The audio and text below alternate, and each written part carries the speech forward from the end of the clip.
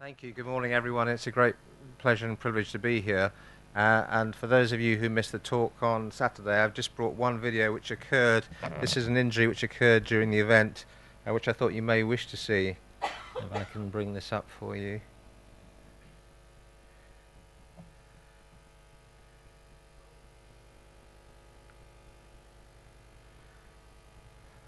So we look head on and keep an eye on the guy in the white shirt just behind this guy and watch his head.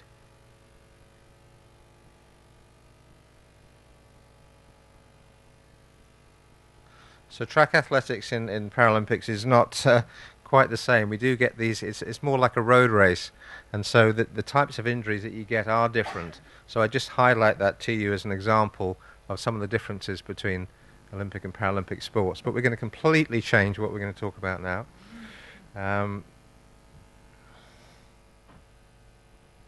And talk about the Achilles tendon, which is one of my favourite topics.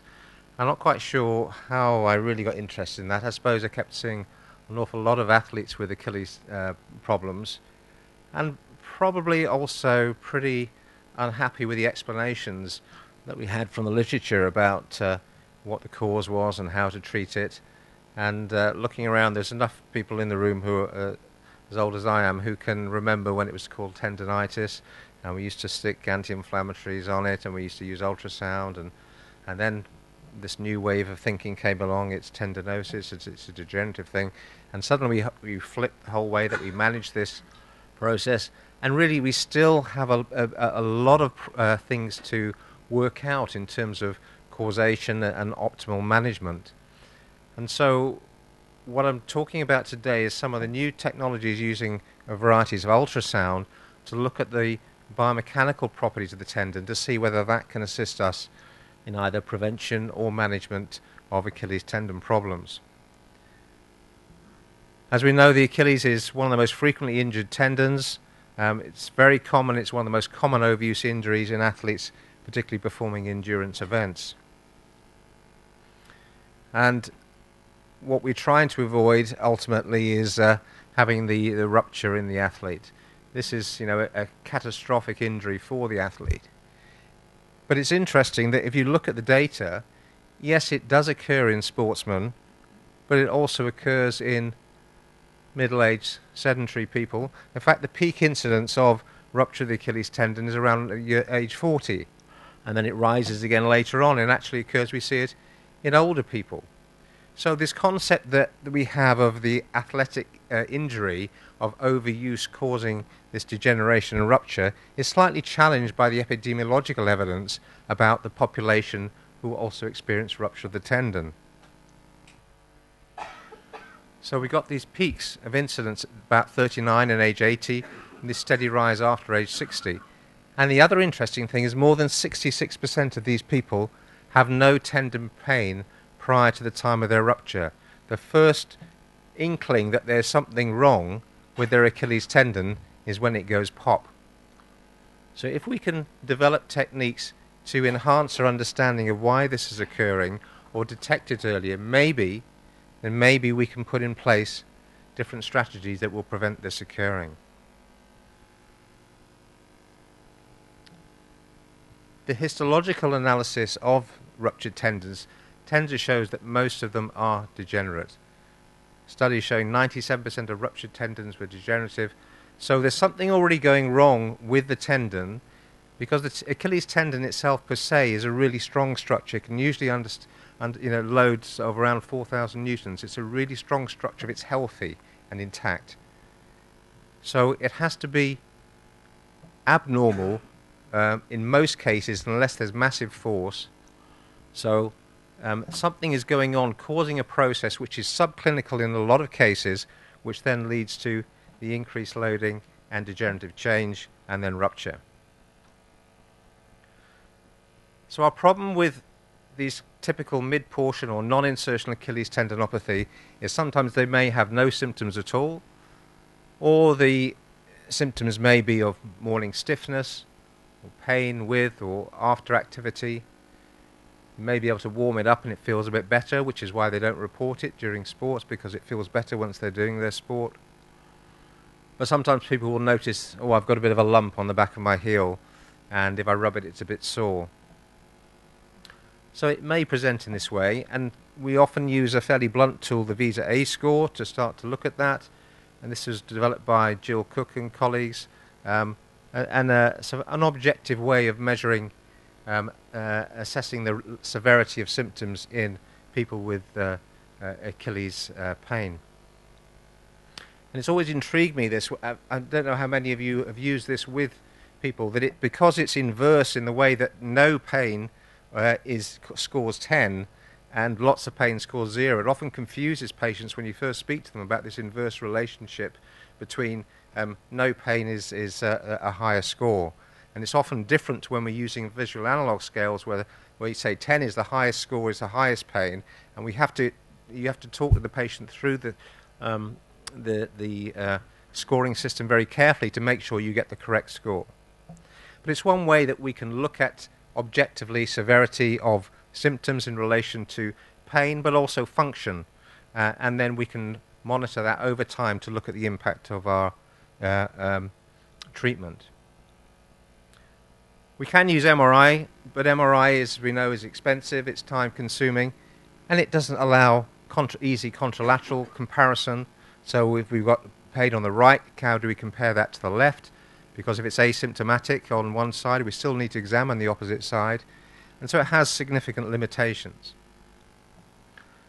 So kind of the standard tool for investigation of the Achilles tendon is obviously first the history and examination, but then using diagnostic ultrasound, which allows this contralateral comparison, allows compression of the tissue, and it allows a dynamic assessment looking for tears. We can look at how the retrocalcaneal bursa moves around the heel, and we can look at the vasculature, looking for neovascular infiltration using the power Doppler.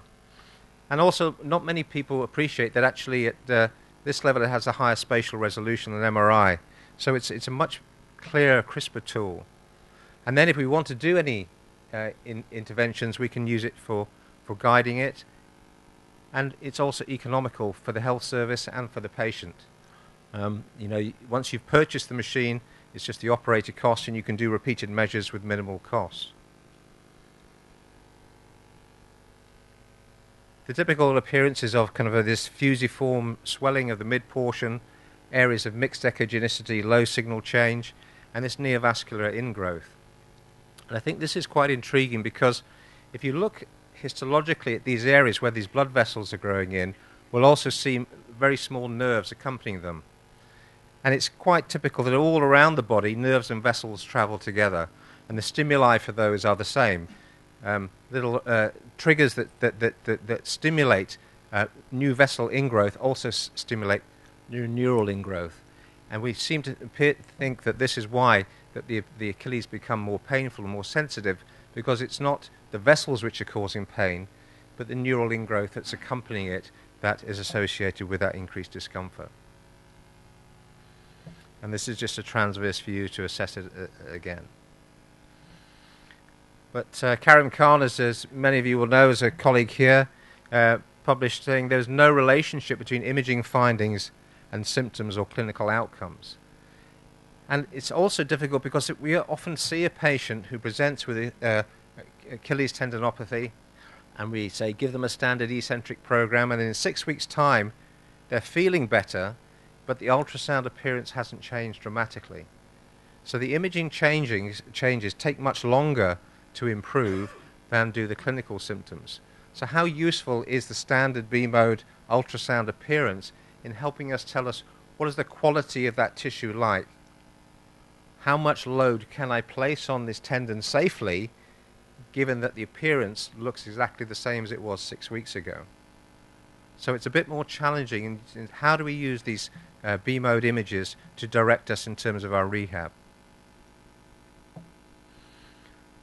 So we're all aware that exercise is kind of the front line of management of tendinopathies, that we know that exercise is good for tendons, it causes hypertrophy and it changes the material properties, and for a long period of time eccentric loading has been thought to be an important part of that. But we also know that disuse and immobilization decreases collagen synthesis. So if we want someone to get worse, we'll stick them in plaster for 6 weeks, and we'll see decrement in cross-links between the collagen fibers.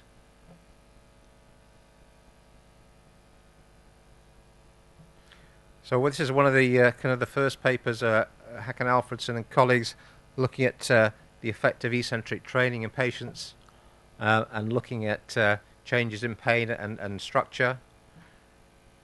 But then Jonathan Rees, in this publication just a couple of years ago in the British Journal in Sports Medicine, was challenging this initial model that Alfredson had. Why do they work? What are the problems? How can we improve them? And I think this is something that we are not so good at, is looking at, someone has published a paper that says this is the regime for doing these exercises, and we kind of stick with that religiously rather than challenging what are we trying to do with this particular form of stretching or treatment. And then it comes back again. This was a paper just published last year from Geoffrey Verrill and colleagues in Australia and Adelaide, looking at the eccentric exercise program. So we're quite good at telling patients what to do, but the rationale for how many repetitions, how much load, etc., whether it should be high load, isometric, concentric, eccentric, we do it a little bit like this at the moment. The scientific evidence is not perfect. We're not great at understanding the response between the amount of load and the change in the Achilles tendon mechanical properties. So for me the question is it possible to try and track change in tendon properties that relate to functional capacity? Because that's what it's about really. What is it this patient or athlete safe to do based upon the mechanical properties of the tendon? So if we had a tool that could do that, perhaps we could have earlier detection of problems. If we could see a change in the mechanical properties of a tendon occurring before it occurred in symptoms or on a standard B-mode ultrasound imaging, maybe that would be useful in instigating a prehab program before problems occur. Or if we had a way of looking at mechanical properties, could we optimize our rehab protocols? And could we make safer return to play decisions based upon our understanding of the properties of the tendon rather than just symptoms or the standard appearances? So over the last few years, there's been a few different approaches to this, using different methods of ultrasound to try and answer some of these questions.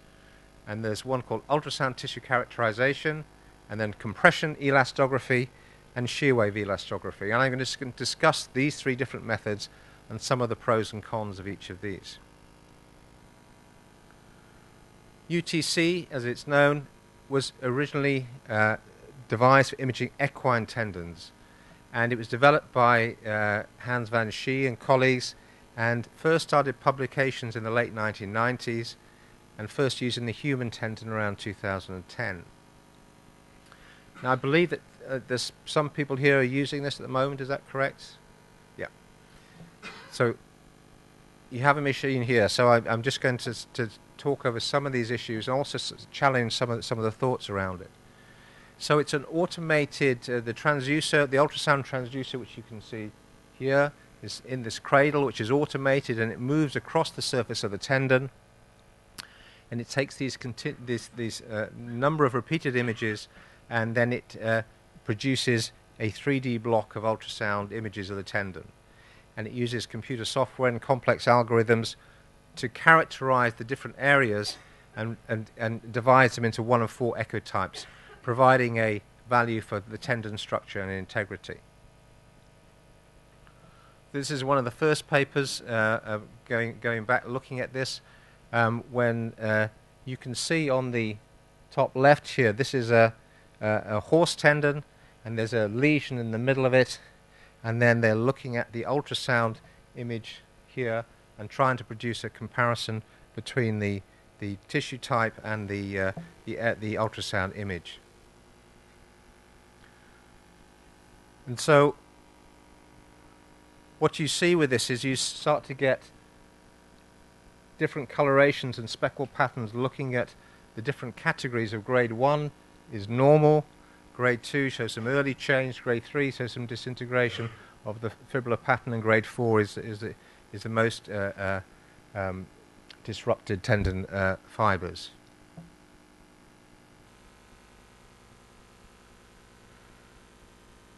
So this paper, I think it's very important when you're using machinery to go back to the literature on which it was based. So this one was looking after a horse had undergone maximal exercise, and sorry, just go back. And this showed, in this particular this racehorse, what would happen is they would measure the tendon before, and then they would see the changes afterwards, and it would go from the grade 1 to grade 3 and back to grade 1 2 days after a race. So there was this transition between being normal and then going down 2 grades and then coming back again two days post-race. So what we're seeing is that change in the echo pattern here with UTC, are we seeing it, is that a physiological adaptation that occurs in tendon, or is it a pathological? So if we've got these 4 grades of transition, and we move and you exercise the horse, and it goes down, and then it returns back again in a certain time frame, when we're doing measures, we need to know where we are on that continuum in relationship to exercise.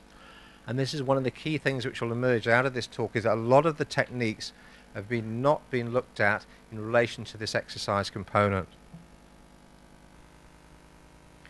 This was another study looking at Australian rules football players. The Achilles tendons responded to game loads within 2 days.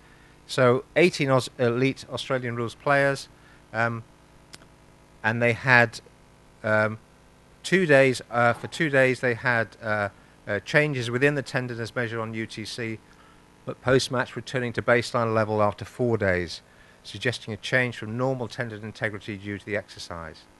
So again, what we need to be careful of is over-interpreting if you've got a grade 3 change or a grade 2 change, but not relating that to the pre-existing exercise. So we're going to need much more measures over time to fully understand what the measure actually means.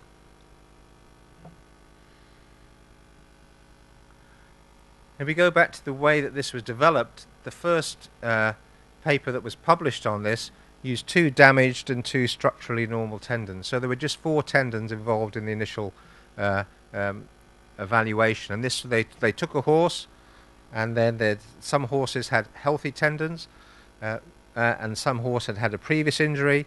And after the horse unfortunately was deceased, they then took the tendon and examined it under the microscope.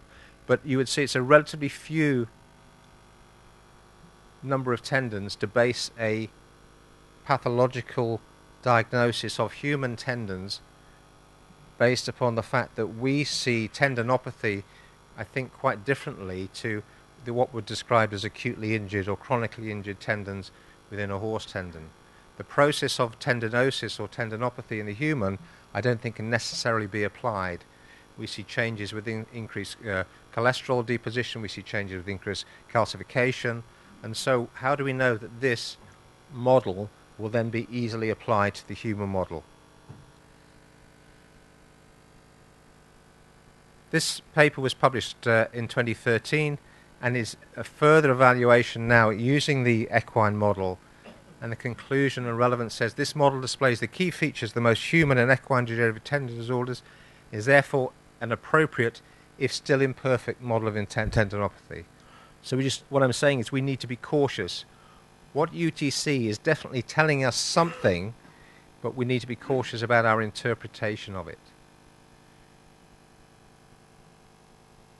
This paper from last year says, do structural changes explain the response to therapeutic exercises in tendinopathy? A systematic review.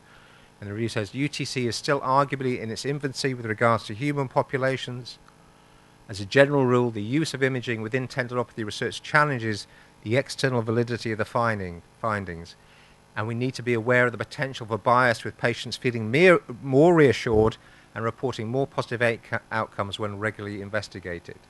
The fact that we're just monitoring regularly and measuring things may give the athlete some sort of positive reinforcement. So what are the pros of it? It's easy, it's quick to use, It's valid. It will give you the same measures repeatedly, high reproducibility, high intra-observer reliability. But it's only able to semi-quantify tendon structure.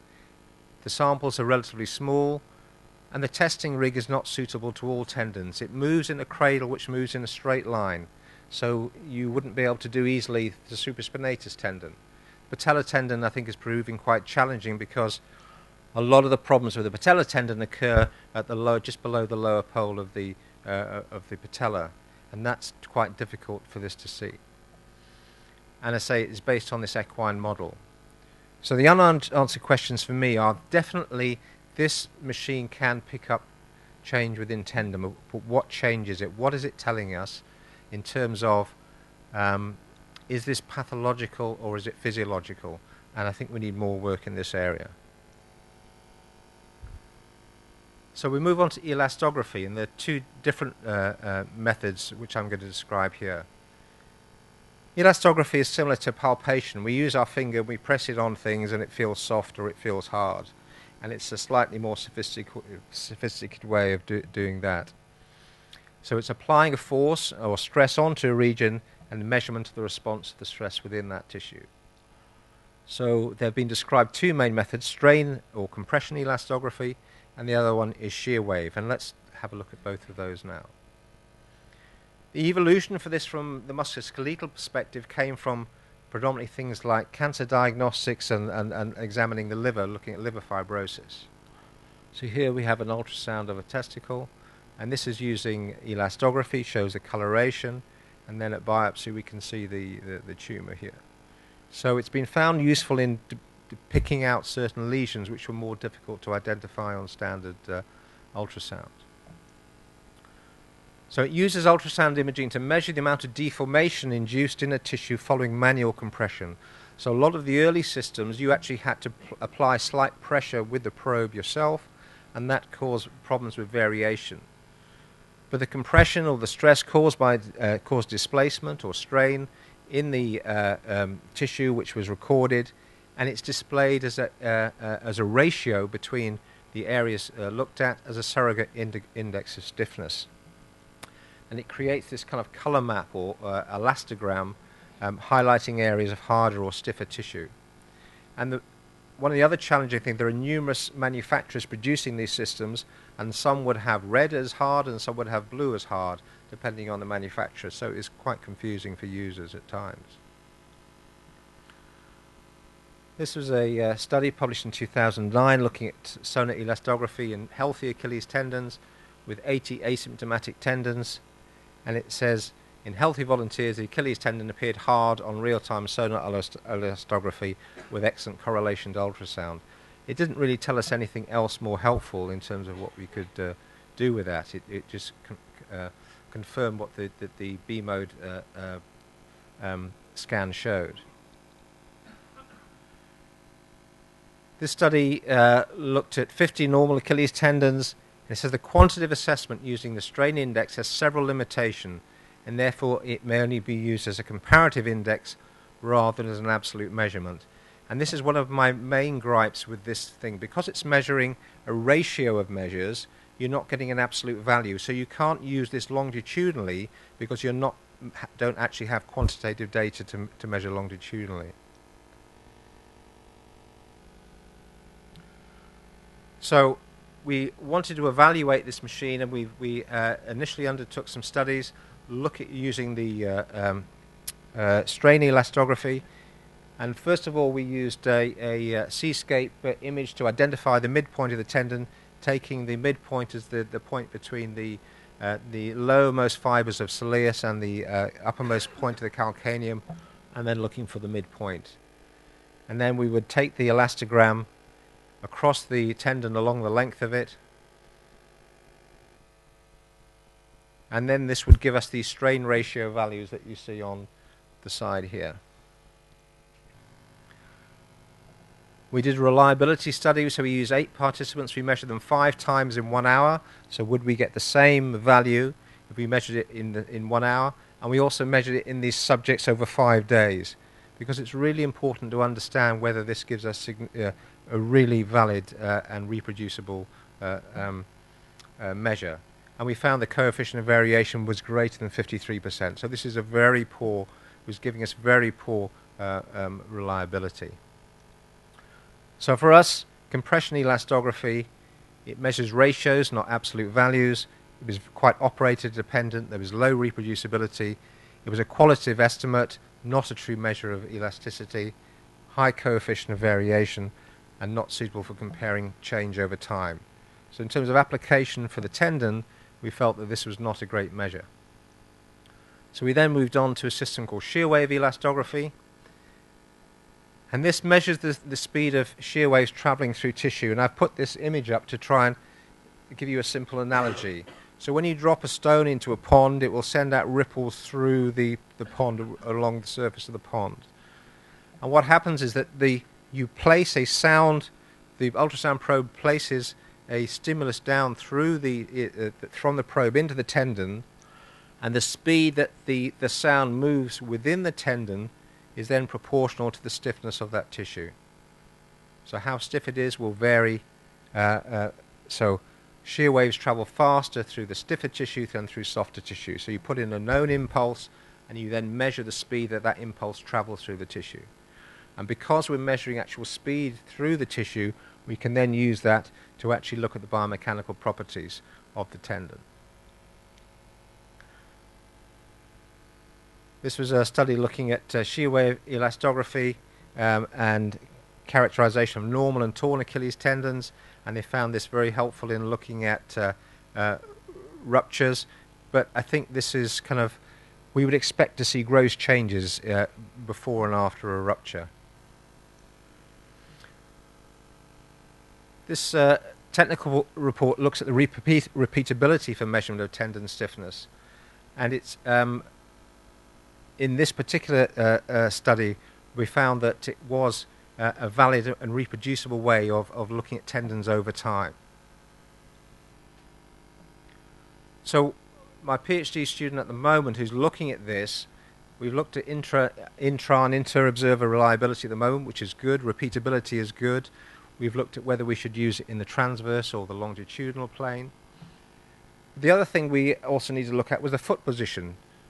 Should you place the foot in a fixed position at 90 degrees? Should you allow it to be free? Should you put it under an area of maximum tension? And so far we've measured the difference between the free position and the foot fixed at 90 degrees, and there was very little difference between the measures. The other thing that we wanted to look at was time of day, because if you talk to anyone with Achilles tendinopathy, what they will tell you is that I get up in the morning and my pain is, I've got pain and stiffness in my tendon. It's one of the questions which is asked in the Visa A score: how long do you have stiffness for when you get up in the morning?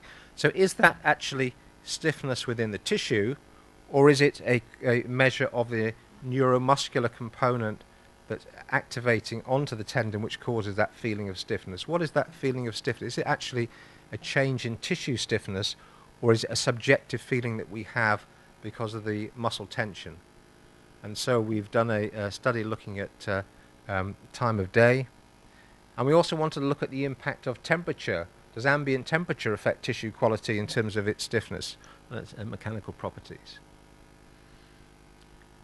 And lastly, and probably most importantly for the athletic population, what is the influence of exercise on any of these measures?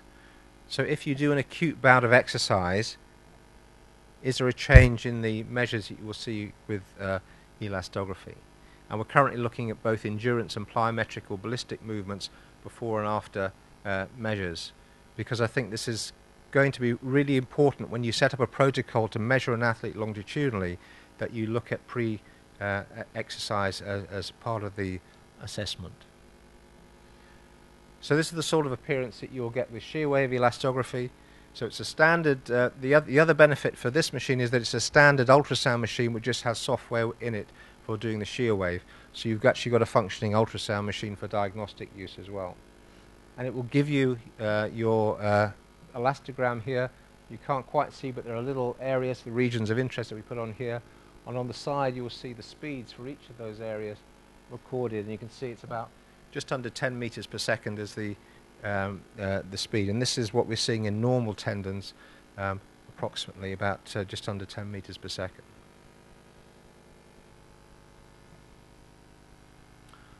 So what does shear wave elastography possibly offer? Well, it gives us values that we can calculate a true elastic modulus. It's got high intra and high inter-observer reliability. It's non-invasive, convenient. It's quantitative and can give real-time feedback. But the variability of measurements is not extensively assessed and controlled in published studies. So some of the studies that come out so far have not put whether they've controlled for pre-existing exercise, time of day, etc. We need much more longitudinal studies, and we also need correlations to outcomes, symptoms, and rupture. This was some of the data from the 5-day protocol and the 1-hour protocol that we saw very good agreement. So we saw a coefficient of variation of around 5%, which is very good. And in the time of day trial, we found no significant change over time of day in the values that we saw using the elastography. So we go back now to thinking about the practical implementation of these things. This is the standard kind of eccentric exercise protocol, and I'm not sure whether the video is going to work. No, it's probably not. So this would be the standard treatment we would give people. We'd have you lowering on the injured side only, 3 sets of 15 repetitions, knee bent, knee straight, twice a day, 180 repetitions, adding weight in a backpack to progress as symptoms allow, advising the patient that it may be sore during the first few hours after treatment. So if we want to understand whether that's the optimum protocol, if we had a validated tool such as Shear Wave or UTC, we could maybe look at changing our rehabilitation programs according to the values that we're then seeing in response to the changes in the mechanical properties of the tendon. I'm hoping this is going to play.